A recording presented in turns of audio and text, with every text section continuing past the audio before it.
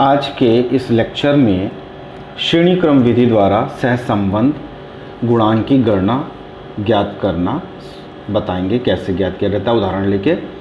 तो सबसे पहले रैंक ऑर्डर को मेथड से हमने निकालना था, तो इसके पहले वाले लेक्चर में रैंक ऑर्डर मेथड के गुण और दोष की हम विवेचना कर चुके थे, डिस्कस कर चुके थे।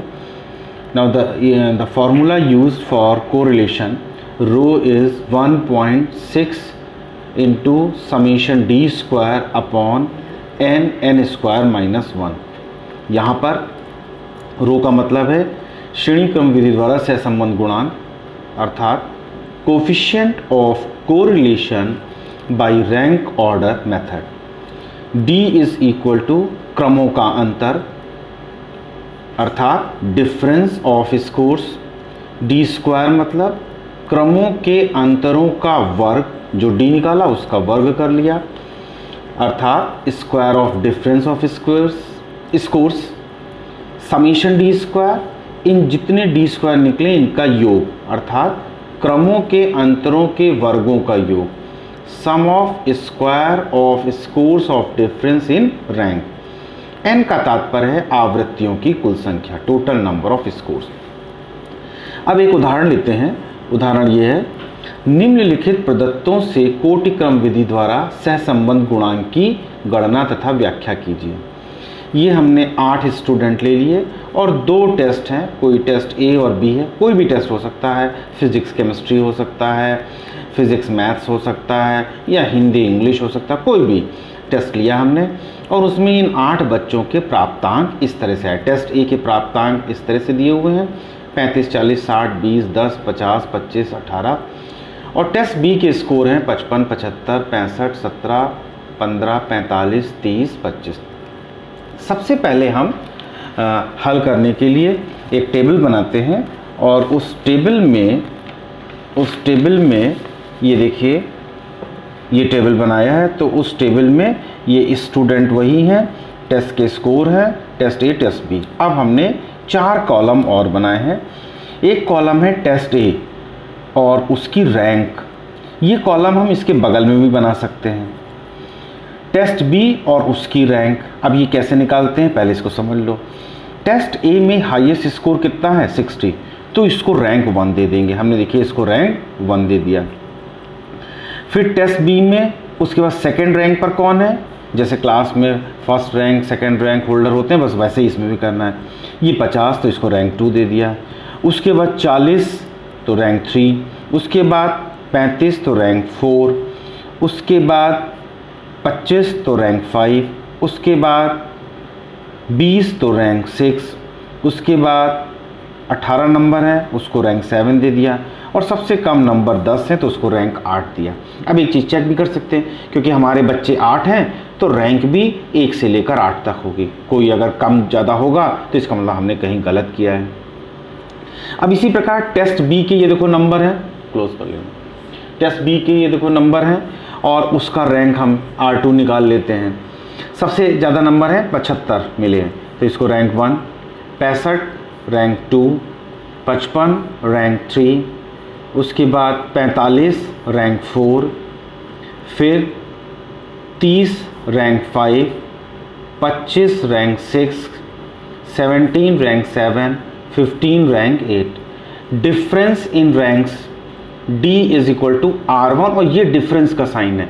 डिफरेंस का तात्पर्य माइनस से ही होता है। एक बात यहाँ ध्यान देने योग्य है, चाहे हम रैंक 1 R1 माइनस R2 करें, 4 माइनस 3 करें तो भी 1 आएगा और 3 माइनस 1 करें तो भी 2 आएगा। मतलब चाहे बड़ी संख्या में से छोटी संख्या घटाएं, छोटी में से बड़ी घटाएं, ये प्लस ही आएगा। अगर मैथ्स के टर्म्स में हम देखें तो ये मॉड्यूलस एक्चुअली होता है, मॉड। तो मॉड से तात्पर्य है डिफरेंस हम लेंगे, लेकिन डिफरेंस होने के पश्चात हम उस पर ध्यान नहीं देंगे कि निगेटिव है कि पॉजिटिव, वो डिफरेंस आने के बाद वो निगेटिव पॉजिटिव में कन्वर्ट हो जाएगा। ठीक है, तो अब हम रैंक डिफरेंस निकालते हैं। तो यहाँ पे 4 रैंक में से 3 घटाया तो 1, 3 minus 1 2, 1 minus 2 1, 6 minus 7 1, 8 minus 8 0, 2 minus 4 2, 5 minus 5 0, 7 minus 6 1।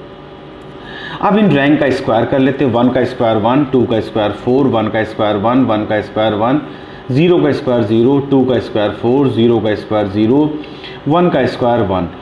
इसके बाद नेक्स्ट स्टेप है समीशन डी स्क्वायर, मतलब इन सबको जोड़ लेना।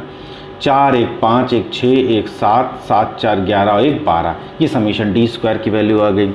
बच्चे कितने थे हमारे? 1 2 3 4 5 6 7 8। तो इस क्वेश्चन में हमारा n आ गया 8। अब इन सब वैल्यूज़ को फॉर्मूले में रख दो। तो कोफिशिएंट क्या आ जाएगा? Rho is equal to 1 minus 6 summation D square upon N N square minus 1। Rho is equal to 1 minus 6 into summation D square की वैल्यू 12 है अपॉन 8 8 स्क्वायर माइनस 1। और यहाँ पर कैंसिल कर लीजिए।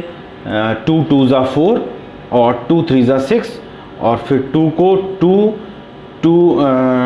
2 से करेंगे कैंसिल, तो ये हो जाएगा 4 3 12 आ गया। ठीक है, तो ये 4 यहाँ 4 3 12 आ गया। और 8 स्क्वायर माइनस 1 64 माइनस 1, तो ये आ जाएगा 9 बटे 63। 9 एकम 9, 9 सत्ते 63। देखो यहाँ पे 7 को हमने 1 से डिवाइड किया है तो 0.1428 आता है। ये प्लेस वैल्यू 8 जो है 5 से बड़ी है, तो इसके बाद वो इसके पहले वाली को 1 अंक बढ़ा लेंगे तो 0.143 हो जाएगा।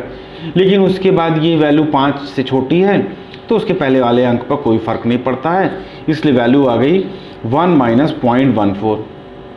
1 में से 0.14 सब्ट्रैक्ट करेंगे तो प्लस आएगा 0.86 या प्लस 0.86 भी लिखते हैं इसको, 0.86 भी कहते हैं लेकिन जनरली 0.86। अब परिणाम की व्याख्या देखो कैसे की जाती है। परीक्षण A और परीक्षण B के बीच श्रेणी क्रम का सहसंबंध का मान 0.86 है। ये सहसंबंध उच्च एवं धनात्मक है। हमने इसके पहले वाले लेक्चर में बताया था कि एक टेबल हमने बनाई थी जिसमें दिखाया था 0.81 से 0.99 तक अगर आता है प्लस है तो उच्च धनात्मक सहसंबंध है, माइनस आता है तो उच्च ऋणात्मक सहसंबंध। परिणाम की व्याख्या। परीक्षण A और परीक्षण B के बीच श्रेणी क्रम सहसंबंध का मान प्लस 0.86 है। यह सहसंबंध उच्च एवं धनात्मक है। इसके पहले वाले लेक्चर में हमने एक टेबल बनाया था जिसमें हमने दर्शाया था कि कब कितनी वैल्यू आने पर उस सहसंबंध को क्या कहा जाएगा। तो अगर ध्यान से देखिएगा पहला वाला वीडियो, उसमें लिखा था 0.81 से 0.99 तक अगर आता है तो सहसंबंध कैसा होगा? धनात्मक है। अगर प्लस है तो उच्च धनात्मक सहसंबंध होगा और निगेटिव आता है तो उच्च ऋणात्मक सहसंबंध आएगा। अतः कहा जा सकता है कि छात्रों की परीक्षण A की योग्यता के साथ परीक्षण B से संबंधित योग्यता के बढ़ने की प्रवृत्ति है। तो ये परिणाम की व्याख्या, यही इसका गुण है कि हम दो टेस्टों में हम कोरिलेशन निकाल सकते हैं कि एक के बढ़ने के साथ दूसरा। अब एक दूसरा उदाहरण लेते हैं जिसमें चेंज ये होगा कि यहाँ पर देखो रैंक 1 2 3 4 5 6 7 8 9 10 पूरी रैंक आई हैं। अगर कोई नंबर कॉमन हो जाए, मान लो 2 बच्चों के नंबर क्लास में एक जैसे आए, उस तरह का अगर क्वेश्चन हो तो कैसे किया जाएगा? अगला उदाहरण हम इस तरह का लेते हैं।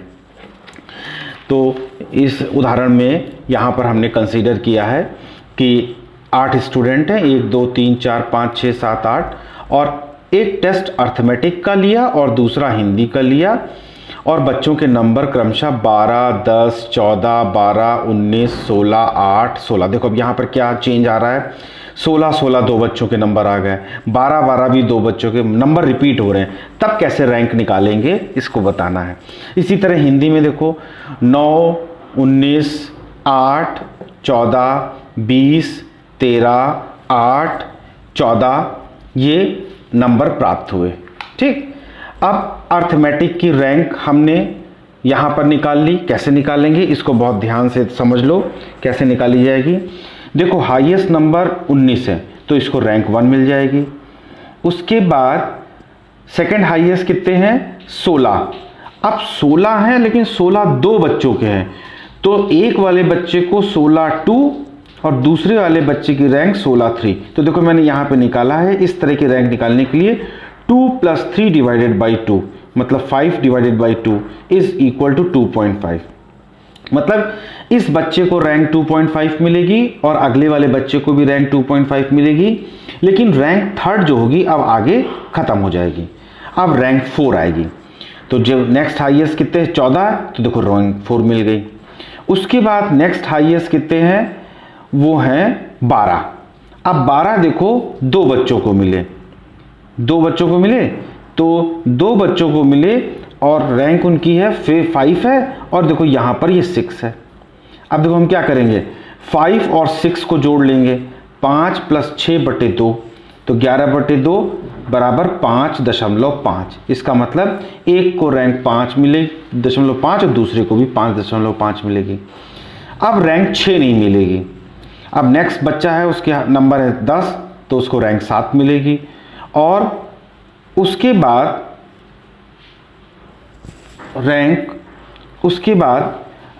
उसके बाद 10 8 नंबर है, तो रैंक 8 मिलेगी। इसी तरह देखो हिंदी में निकाल लेते हैं। हिंदी में क्या करेंगे, हिंदी के देखो नंबर ये दिए हुए हैं। हाईएस्ट नंबर कितने हैं 20, तो रैंक 1 हो गई। उसके बाद 19 नंबर है, तो रैंक 2 मिल गई।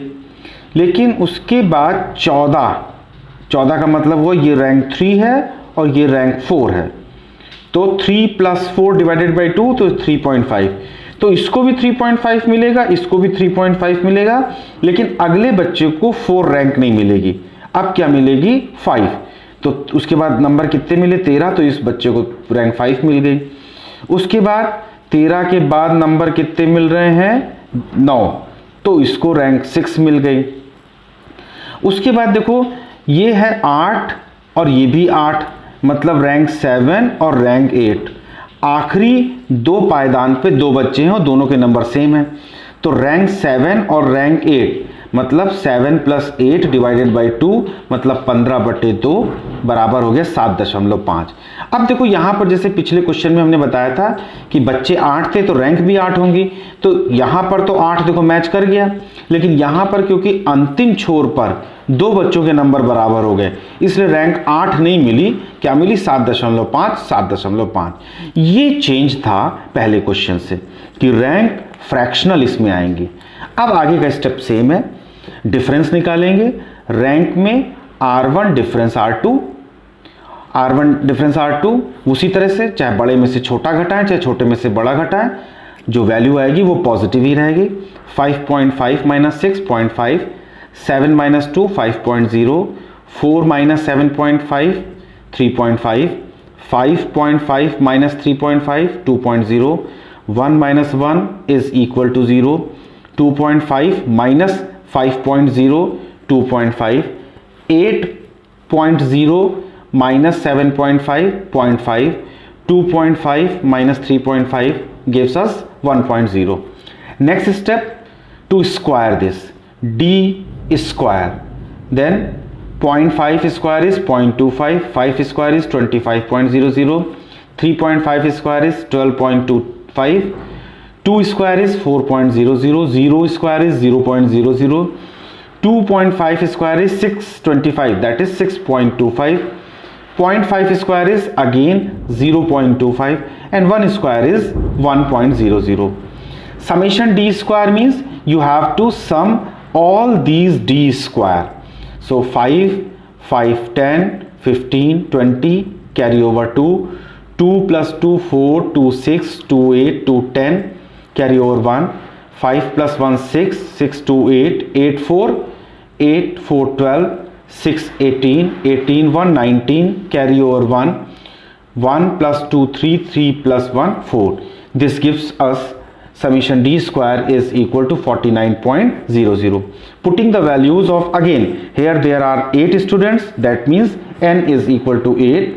So summation d square, putting this value and n is equal to 8 in the same formula, that is rho is equal to 1 - 6 into summation d square upon n within bracket n square minus 1.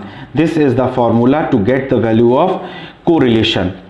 So this gives us 1 - 6 into 49 upon 8, 8 square minus 1. Again 6 into 49 upon 8, 8 square is 64 minus 1, 64 minus 1 is 63. Cancelling 2, 3 2s are 6 and first cancel 49 and 63, 7 7s are 49 and then 7 9s are 63, then cancel 3 3s are 9, 3 2s are 6, 2 1s are 2, 2 4s are, this gives us 7 upon 12. 7 upon 12 in the right hand side. I have calculated it, solved it. It gives us 0.5833. So the value is 1 minus 0.5833. After subtraction we have plus 0.42. Plus 0.42. Here the correlation between arithmetic and Hindi. Again it comes out to be plus 0.42, that is the correlation is positive correlation, but the value is 0.42, so very low positive correlation is seen here. It predicts that between Hindi and mathematics or arithmetic there is a tendency to increase the values of scores among the students, but in some students the values, the scores obtained by the students in Hindi and English are seen in increasing tendency, but in a few number of students. इसको हिंदी में भी देख लो व्याख्या। गणित एवं हिंदी में प्राप्तांकों के मध्य सहसंबंध का मान प्लस 0.42 है। इससे स्पष्ट है कि विद्यार्थियों की दोनों योग्यताओं के मध्य धनात्मक सहसंबंध है, अर्थात गणित की योग्यता के साथ हिंदी की योग्यता भी बढ़ी है। लेकिन ध्यान देने योग्य बात यह भी है कि यह सहसंबंध निम्न स्तर का है, अतः कह सकते हैं कि हिंदी और गणित के प्राप्तांकों में बढ़ने की प्रवृत्ति केवल कुछ छात्रों में ही है, बाकी शेष में नहीं है। So this all about correlation. Thank you. Please subscribe the channel and like the channel.